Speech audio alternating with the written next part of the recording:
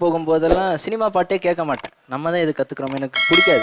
கேட்டாலும் புது பாட்டு தான் கேட்பேன். நல்லா அந்த பீட்டோட இருக்கிற அந்த ஜாலியான குத்துப்பாட்டு தான் கேட்பேன். அப்படி என்னதான் இருக்குன்னு கேட்டு பார்ப்போமேன்ட்டு ஒரு பழைய பாட்டு வெள்ளை புறா ஒன்று தான் சார் கேட்டேன். அதில் கங்கை வெள்ளம் பாயும் போது கரைகள் என்ன வேலியோ, ஆவியோடு சேர்ந்த ஜோதி பாதை மாறக்கூடுமோ, மனங்களின் நேரம் பார்த்த காதல் முகங்களின் நேரம் பார்க்குமோ, நீ கொண்டு வா காதல் வரம் பூத்தூவுமே பன்னீர் மரம், சூடான கனவுகள் கண்ணோடு தள்ளாள், வெள்ளை புறா ஒன்று ஏங்குது கையில் வராமலே. ஸோ அந்த சூப்பர் பாட்டு.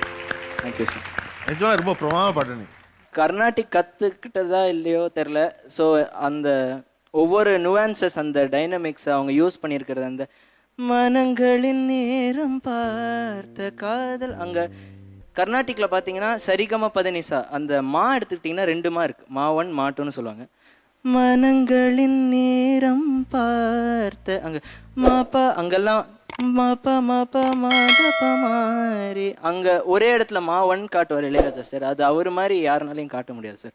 ஸோ அந்த பாட்டிலேருந்து எனக்கு பழைய பாட்டு ரொம்ப பிடிக்க ஆரம்பிச்சு.